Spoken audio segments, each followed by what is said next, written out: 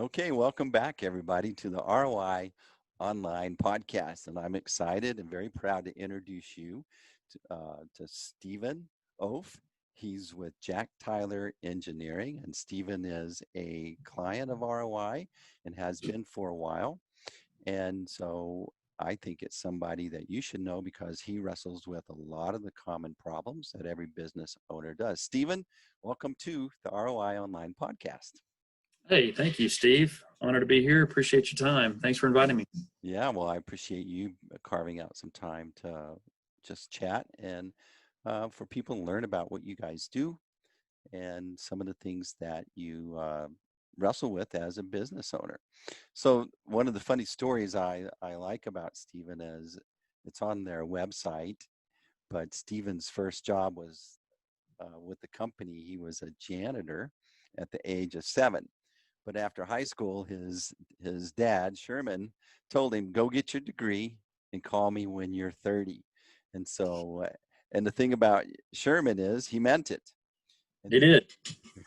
so, talk about Sherman. And did you really leave and think, "All right, I'm going to call at 30"? So it's kind of I don't know, as my father also says, we put the fun in dysfunction, so family dysfunction. So two things on that. One is so he's the second generation. My grandfather started the company in 1963. And so my father, Sherman, graduated college in May of 1975. And the day after he graduated, he started working. And so he had always just told me, kind of as a dad, that I want you to, before you come into the business, if you ever come into the business, I think it would be wise for you to have a different perspective. As he also said, kind of let someone else train you, get familiar with the world a little bit more, because all I've ever known is this. And I love it. I'm so glad I found it and kind of stumbled into it. But I also think that you can be shaped a little bit more by the outside world if you start kind of from 22 to 30 somewhere else. So that was kind of his thought process. And then also was just, he knew I needed to grow up, and he knew that I needed to experience some wins and some successes outside of the family, and then kind of get, I think that was his very kind way of saying, hey, neither one of us is really ready to work together. So why don't you go somewhere else for a while until we kind of sort things out? So it was really the best thing in the world that could have happened to me to go work somewhere else for 10 years before I came into the business. Because when I came in, I knew that this is absolutely what I want to do and spend the rest of my life doing. So it worked out really well. I wouldn't trade the experience that I got in the 2 companies that I worked for before I came into the business, for anything. I was actually talking to my wife, Whitney, about that last night, thinking, what we do is really technical. And I wish I would have come in at age 22 before we had kids, and I could have gotten just such a better foundation in learning everything.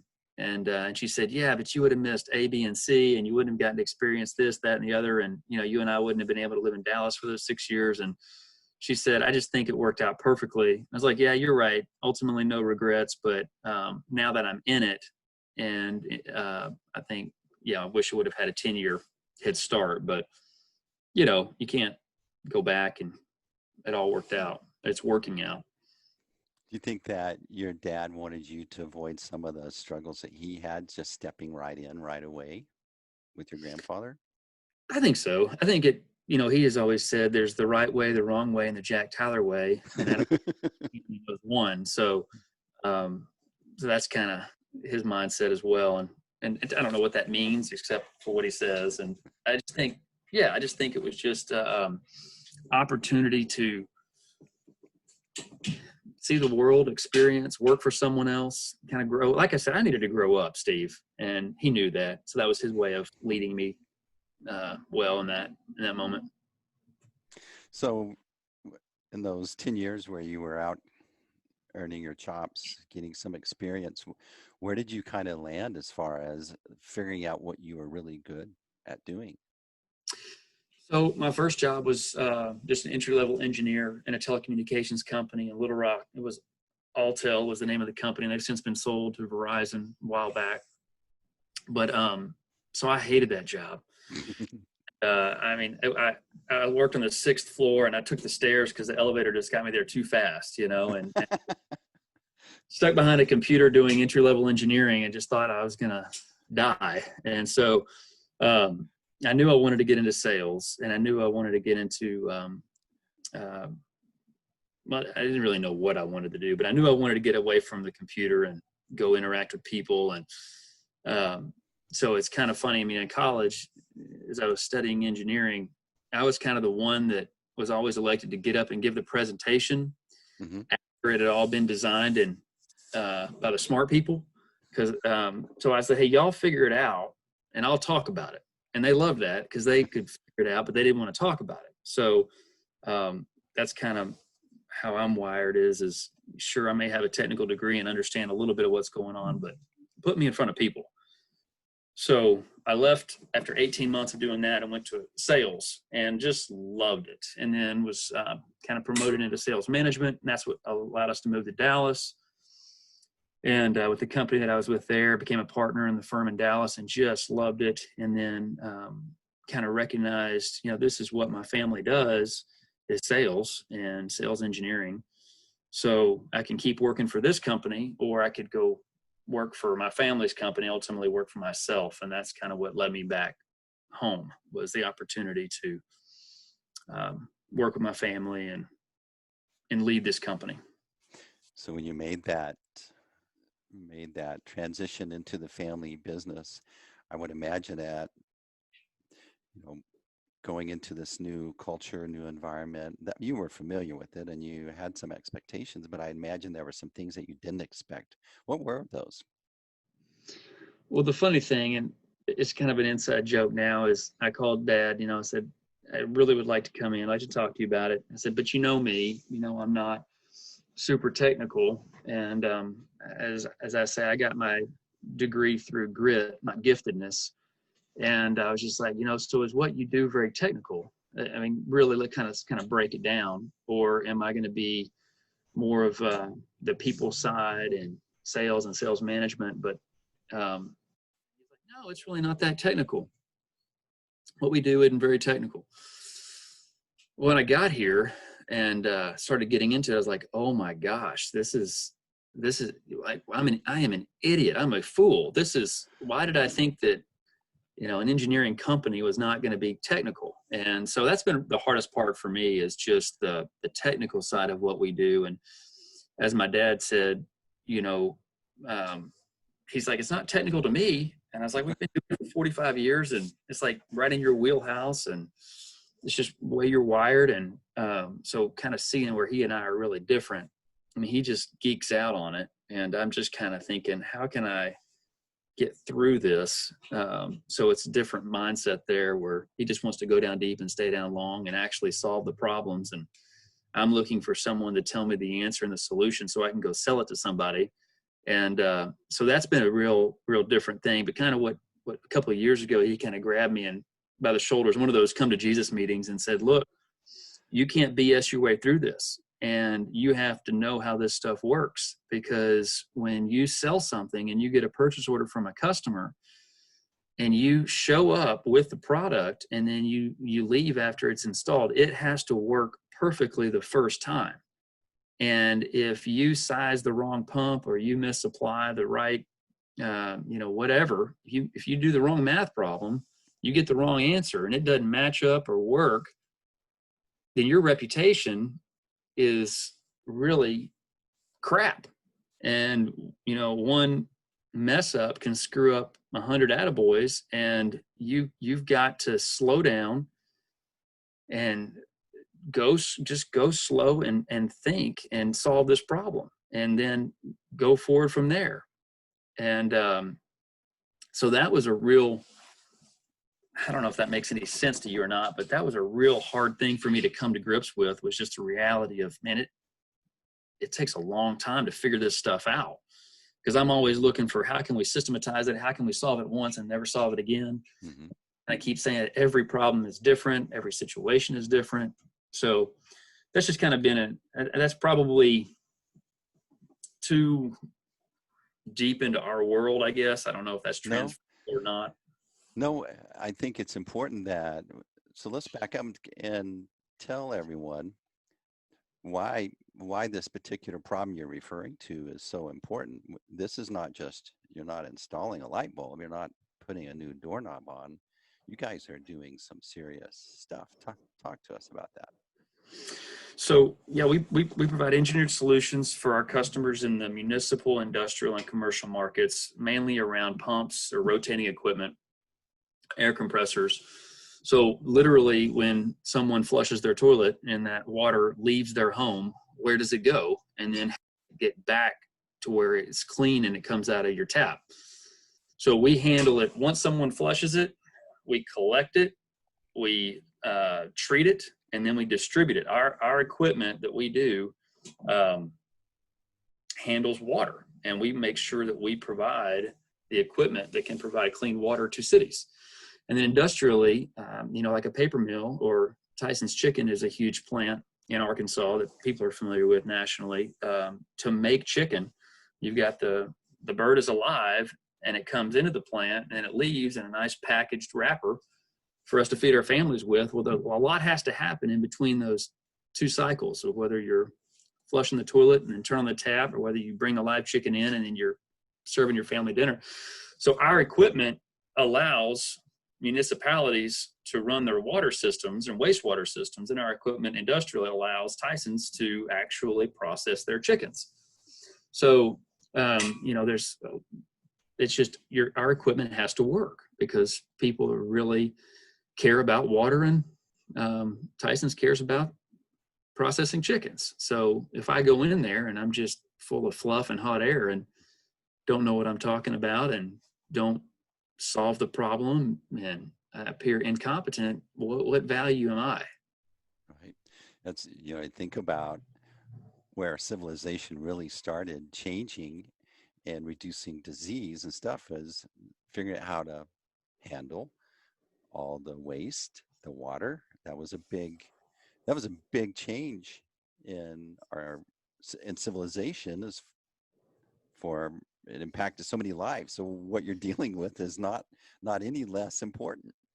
Right. And you can imagine, if we're supposed to move water from point A to point B and I put a pump in the ground that won't do that, and then it overflows and you got sewer running on the street, well, that's just not okay. Right. So it sounds dramatic. I'm not trying to be dramatic, but it's the truth. But it is the truth. Yeah. Yeah. And if a municipality chooses you guys to come in, and usually you're not taking over this nice new thing you get to plan out all the time, you're probably being called in a situation that has gone bad, and which makes the situation even harder to solve. And so your dad Sherman's conversation to you that day was probably from a lot of experiences where he learned the gravity of that trust that the municipality was giving you. Right. And he helped me to understand the weight of responsibility and the seriousness of it. So I think that's kind of where I said earlier, had I come in at 22 and it just given me 10 years, more experience on the technical side, then I wouldn't have had the 10 years of experience of learning how to sell and learning how to lead. So that's just as valuable, especially when you're wanting to run a whole company.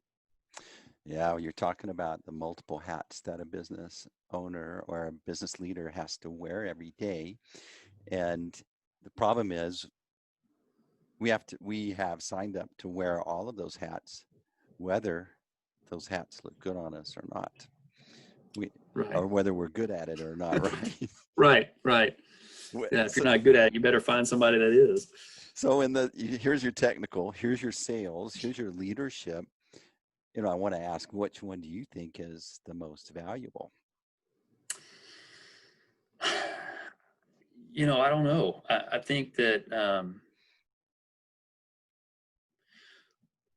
I think it depends on the life stage of the business and the size of the business, because as a sole practitioner that is only wanting to manage what he touches and what he does and not really worry about all the stuff on the peripheral, then if that person is a great engineer and a great technical person that can also connect and relate, and then they can just kind of go forward and be very profitable and sell. But the problem with that is you can't grow past that individual.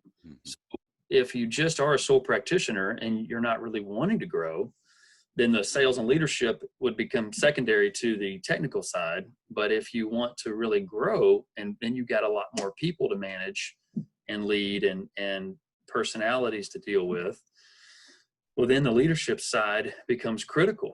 And as Jim Collins put it so eloquently, getting the right people on the bus and getting them in the right seat, that says really easy and does really hard when you get nitty gritty down to it. And then you got the HR side of it is and payroll, and that and then all your team member, well, their mother gets sick, and then what do you do? And then, well, you let him go home and take care of his mom, and what can I go home and take care of my mom? And you're just kind of thinking, well, when are we all going to work, you know? And so you get it. You're leading a company and a team and growing a business. So I think that you really have to address all of it. You can't let one piece go. You know, it's kind of the analogy of the guy spinning the plates. You can stop spinning this one, but not for long. Right. I think that's excellent. So when you talk about the stages of a business, I'd love to. So your grandfather drove it at a certain time and brought it to a certain stage. Your dad has done the same. So talk to us about those, and then where's your stage going to lead? Sure. So I really kind of want to acknowledge my grandfather and father. We were talking a lot about dad already, but really my grandfather. You know, it's the business in general. It's really a brilliant business to be in, because for several reasons. So I just kind of want to first say great job to my grandfather for having the foresight to start a company that could last half a century. But also, even now in this moment that we're in with COVID-19 and the social distancing and the quarantining and working from home, we're still, thankfully, we haven't laid anybody off. We haven't furloughed anybody. We're maintaining the full staff and the full payroll, and we're working well in this environment because people still want clean water. So while our industrial customers have closed their plants and said no visitors are allowed, and we really can't get in there and work with them on that as we did before, we are able to still stay strong in the municipal side. So I say that because one of the things that my wife and I have entered into personally outside of work is foster care, and we become foster parents. And I recognize more so now than ever that, you know, these children that have been born into hard circumstances didn't do anything to deserve the hard circumstances they were born into. Well, I say all this because I didn't do anything to deserve the good circumstances or the good I was born into. So I recognize that here I am, there's the third generation, but I didn't hit I'm not standing on third because I hit a triple. I'm standing on third because I've been able to stand on the shoulders of my grandfather and father. Yeah. My grandfather really started the company in the 60s, where he was a consultant engineer, contractor, and an equipment provider. And this was really before you had to be one of the three, where the industry has evolved to now, and you could be all three. So he was incredibly successful at laying a solid foundation for the family because he could design the work, have the crews to go install it, and also he could sell the equipment that he designed around. That's kind of a monopoly, and things have been broken up. So now there's a consulting engineer profession, a contracting profession, and an equipment provider profession. So as we have evolved, when the rubber hit the road and we kind of did have to choose, what are we going to do? Our family, at some point in time, my father really chose to stay with the equipment and to go away from the consulting and the contracting. So that being the case, we're still a licensed contractor, but we don't market our contracting company we just kind of market our engineered sales equipment. And then the contracting stuff helps us with retrofits or specific projects. But the stages of the company, and then in the late 90s, when all the manufacturing left Arkansas and the region and paper mills started to close and a lot of the manufacturing went overseas, that's where Dad made a strategic shift to become more in the municipal market to provide the wastewater equipment and pumps. And then he also, when the internet boomed in 99, that's when he said, okay, we're going to really solidify ourselves as a service business and repair business. And so if you can imagine, some of these pumps are as small as just a 2 horsepower, 85-pound pump. And some of them are 285 horsepower and they're, 2,000 pound pump. So Sherman made the decision that we're really going to be a service business, because you can't buy service on the internet. And if you've got a broken pump, these things can be repaired just like your car. So we now have a very thriving service business that's 20 years in the making from, when he started literally in 99, 2000 of saying, okay, we're going to build up this. And so our customers will bring their pumps into our shop and we'll fix them just like you would take your car into the shop. And that's a big part of our company, is the service side. So that's evolved. And so that where Granddad had all three, and then we've kind of gone to equipment and service. And so now manufacturing is thankfully coming back to Arkansas and America.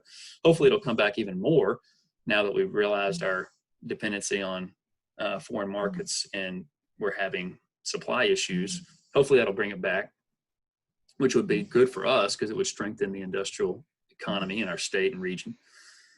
So all that to say is where we are today, kind of growing forward, is we're now looking at growing through acquisitions and finding really good quality people and buying their company and bring them into us. So in the last 3 years, we bought 2 companies, and that's kind of how we're growing now. And we just finished an acquisition in March. It's a great time to buy a company, right? Mm-hmm. But so that's been a huge strategic place for us, because where we've been in the past has been just mainly focused on the collections and distribution, or the pumps that actually moves the water. We can move dirty water and we can move clean water. But there was a huge gap in the middle of treatment where we didn't really spend a lot of time treating the water. We didn't sell the equipment that treated the water. Now, with this latest acquisition of a company, we brought in 4 fantastic team members that are super sharp, that have a combined 50 years experience of treating water and wastewater. And so they came in, and now that really allows us to solidify ourselves as one of the major players in the water and wastewater equipment business. So we feel like that's where we want to move forward into the future. And then industrial plants often have to do either their own treatment of their water before it goes into the city sewer, or they have to pre-treat it.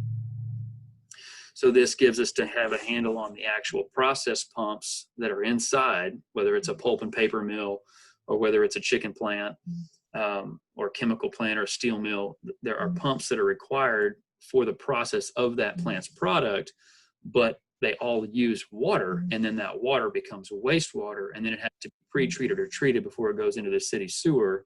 And so industrially, we're kind of solidifying ourselves, and the next stage of the company, like I said, is treatment. So we're really super excited about that and where we're going.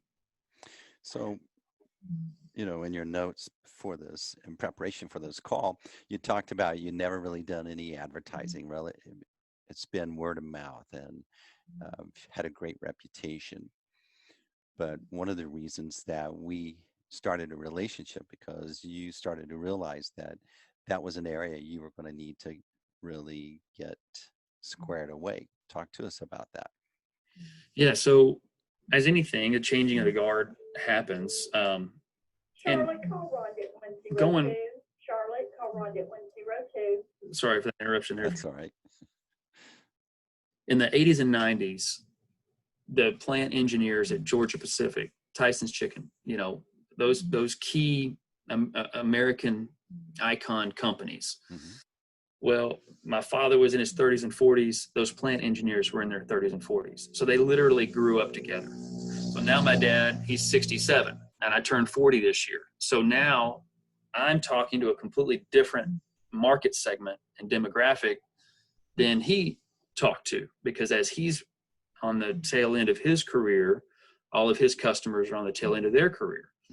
Consulting engineers are the exact same. Guys that he's worked with are retiring just like he's retiring. So we woke up, I mean, I guess it was 2 years ago and a year ago where you and I met, just realizing, gosh, you know, our story and our messaging really isn't clear to someone that doesn't know who we are. And there were a lot of consultant engineers that were contacting one of our main vendors saying, hey, who's your distributor in Arkansas? And we were just floored and honestly just scared to death, kind of like, it was one of those kind of holy crap moments of how does this 28-year-old engineer at one of the largest consulting engineering firms in the state not know who we are? Right.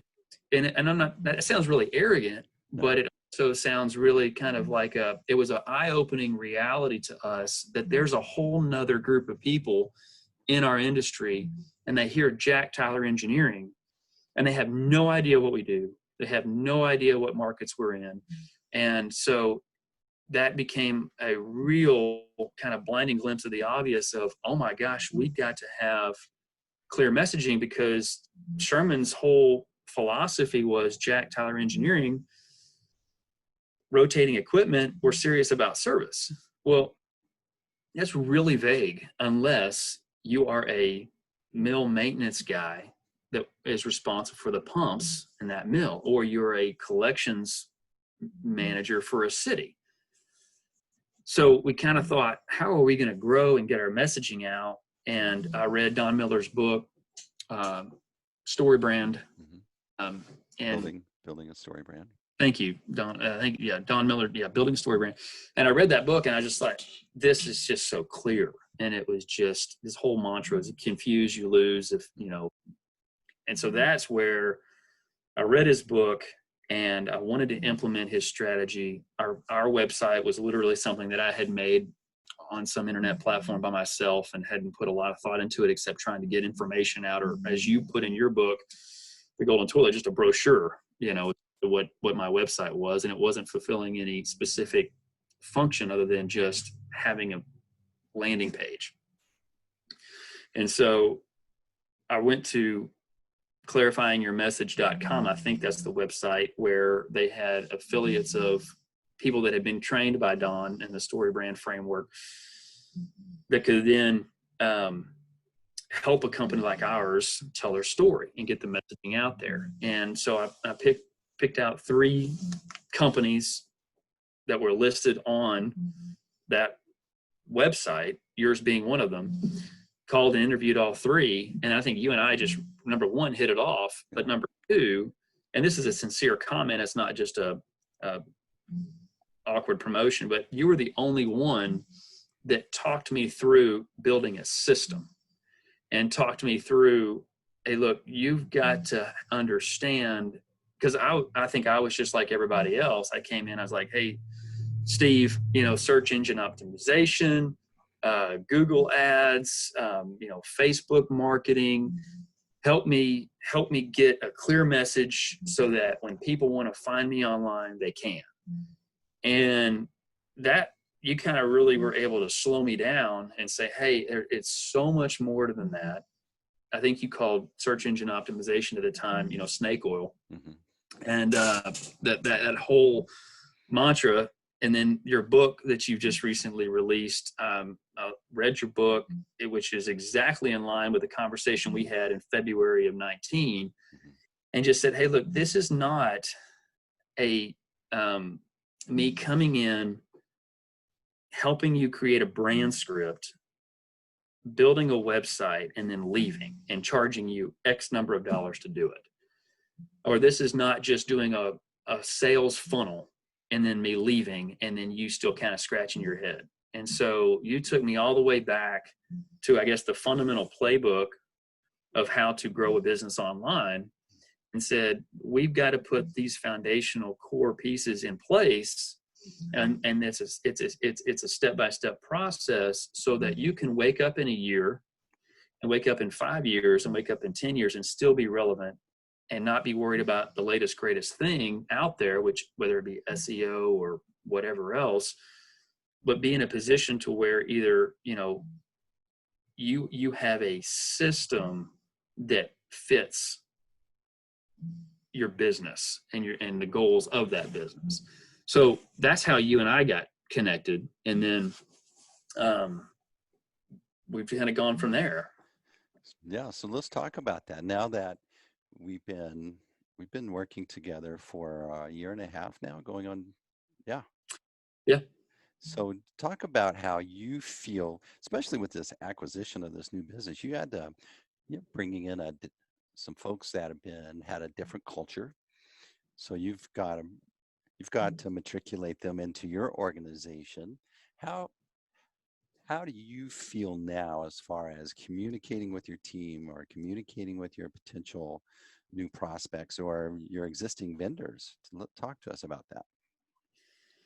Well, yeah, I think that going back to where we were, if someone can believe this or not, we were a 50-year-old company that didn't have a CRM. And if we wanted to send an email to every single one of our customers to announce something, promotion, product, idea, we couldn't. We literally did not have that.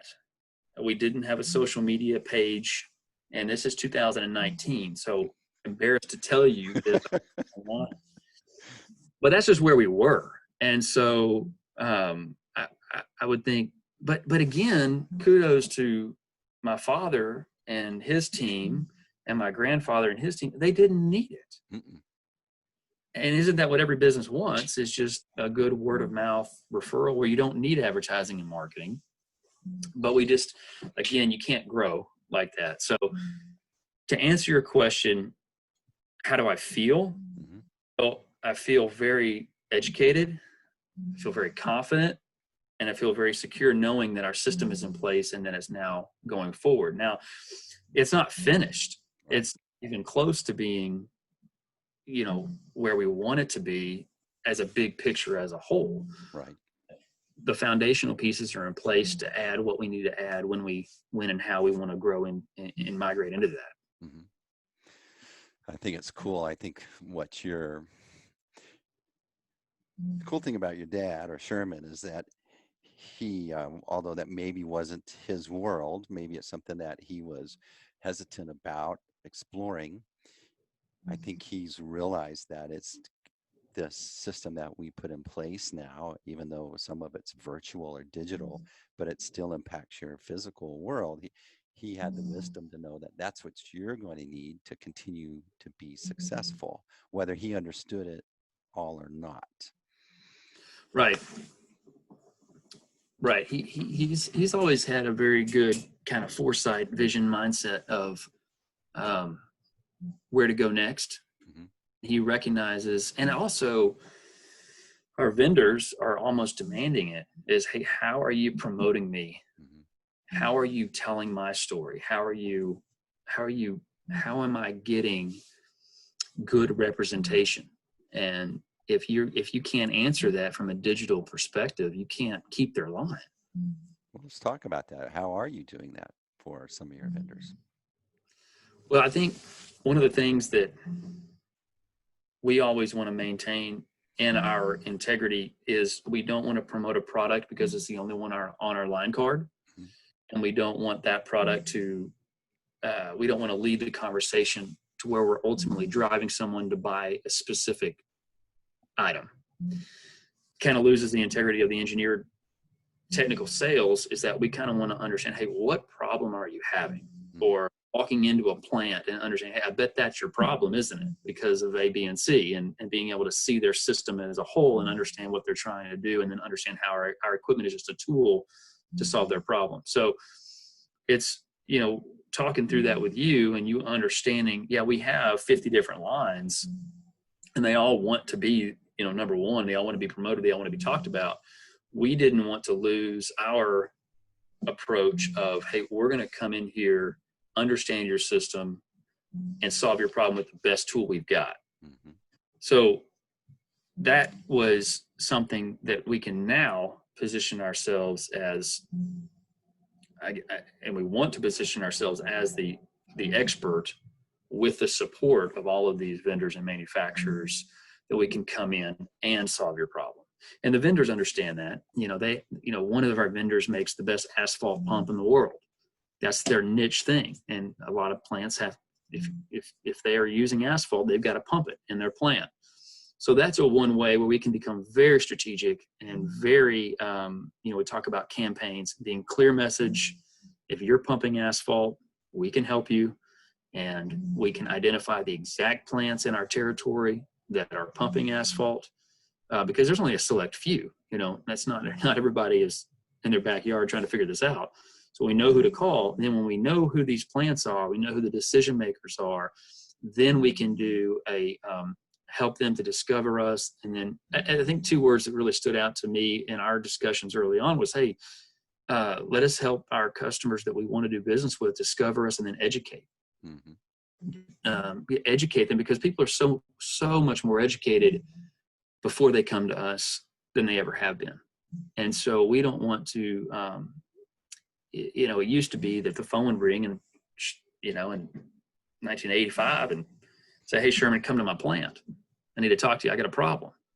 But now they're coming to us online and they're saying, hey, this is my problem. I really feel like this is a solution. I see that you have dealt with this in the past. Can you help me? And so that sounds small, but it's incredibly significant.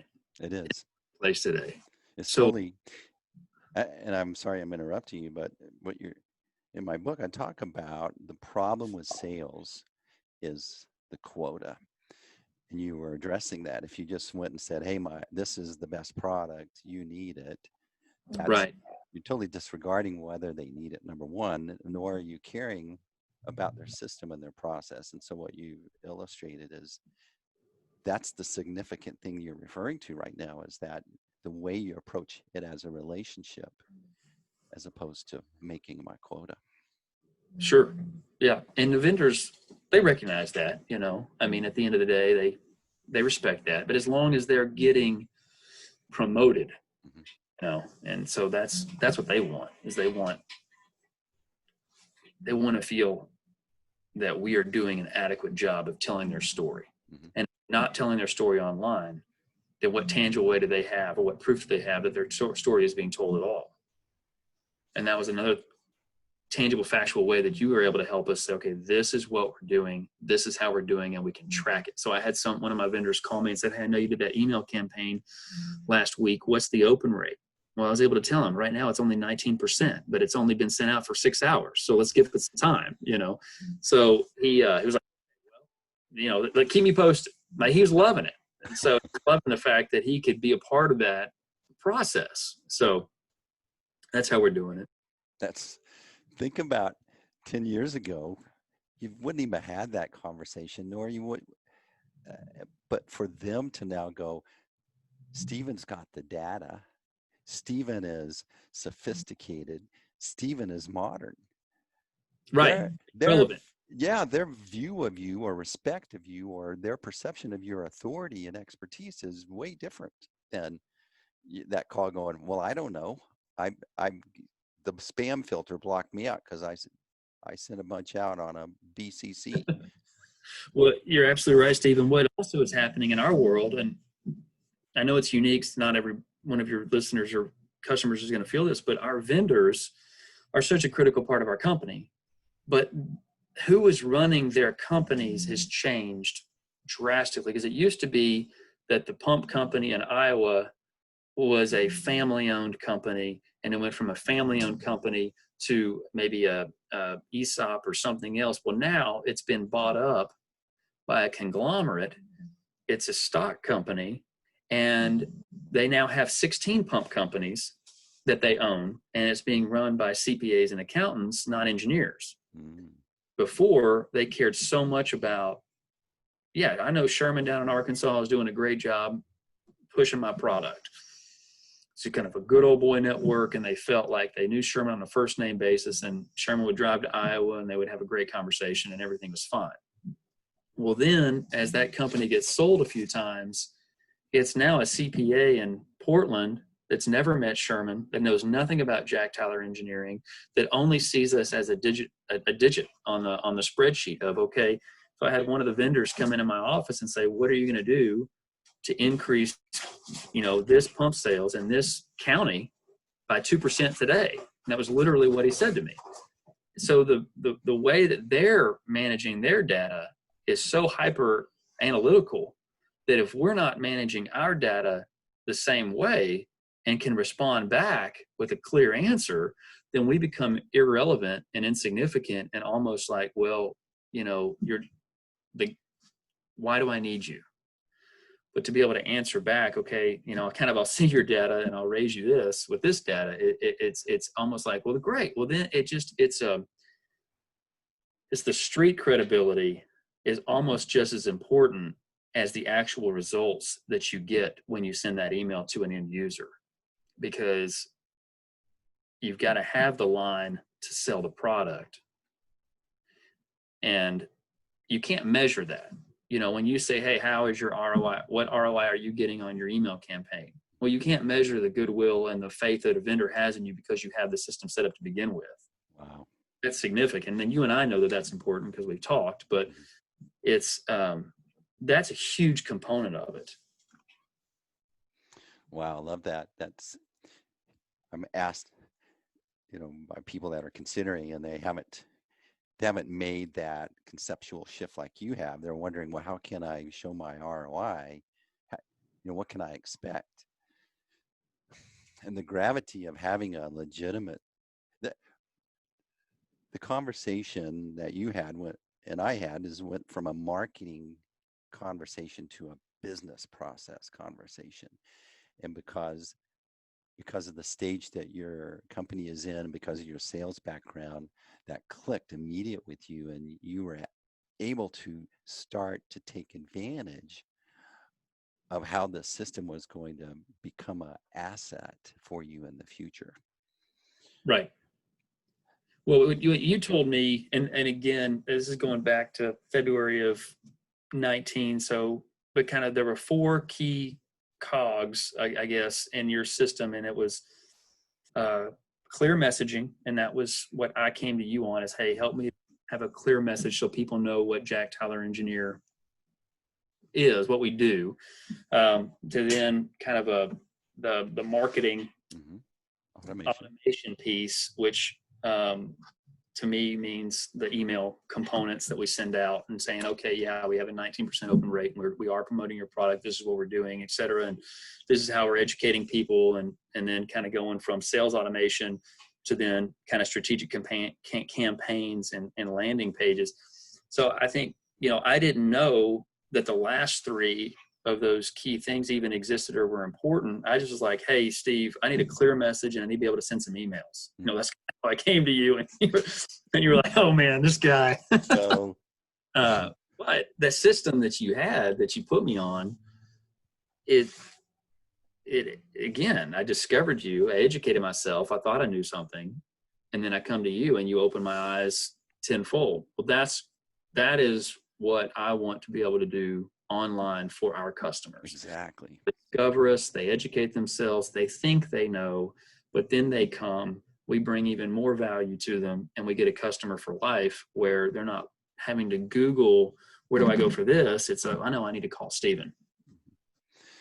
So let's talk about, we're getting close to the end here, but first of all, how can people reach you? If they've been listening and they're like, I need to know this guy, how should they reach you?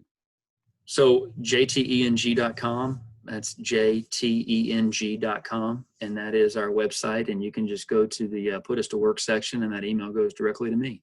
Okay, awesome. So what does the future look like for you, Stephen?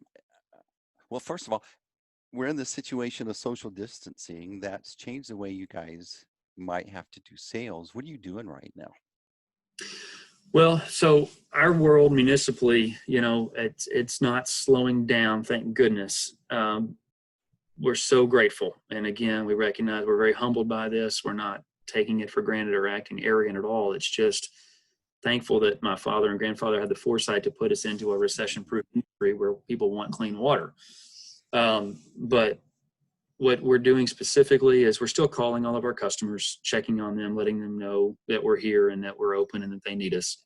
But even, the COVID-19 updates that were even open, or as silly as it sounds, a year ago, we wouldn't have been able to send that email. And so Sam, who has been phenomenal to work with at your team, I just kind of have our weekly conference call and I'm like, hey, we got to get this email out. And she's like, great. So kind of put it together and it goes out and it's just effortless. It's just completely set up. And that sounds so simple to someone that has it set up, but from where I was, it was significant. So that was a big deal. But just being able, but then we literally cannot physically walk into Tyson's Chicken. We're not, like, no visitors are allowed at any industrial plant. Georgia Pacific, the paper mills, the pulp mills, the chemical plants, the steel mills, they're all closed to visitors. So being able to touch them digitally and email them and just kind of provide value or answer questions is critical. But then the municipal side, our pump crews are still going out. We're still pulling pumps. We're still installing pumps. We're still fixing pumps because, a city cannot function with clogged pumps. And anything that's mechanical or electrical is going to break. It's just a matter of when. And so it's the law of large numbers. If you got a bunch of pumps in the ground statewide, there's always going to be something broken. So we always want to be responsive. But again, the 24/7 service side of it, that, again, something we can communicate and we can manage digitally. So that's how we're staying active and keeping our people busy and employed. And the regions that you service? Arkansas, Western Tennessee, Northern Mississippi, Northeast Texas, and Eastern Oklahoma. Wow, that's a big footprint. Yeah, it is. Was that the same footprint when your grandfather started, or? Yes, honestly, yeah. Wow. And some of the same vendors that we've had, I think he picked up a pump line in 1965 and we still have them. So it's kind of neat the legacy there, but some of them we just picked up last month. So yeah, everything's always changing. Awesome. Hey, I love this conversation. This was fun. Yeah. Well, I'm honored to be here. I enjoyed it very much. Thank you, Steve. Well, so that's another episode we call it a wrap on the ROI Online Podcast. Thank you so much for being here, Stephen. And I appreciate you. And we'll see you guys on the next episode. Take care. Steve, thank you. Thank you.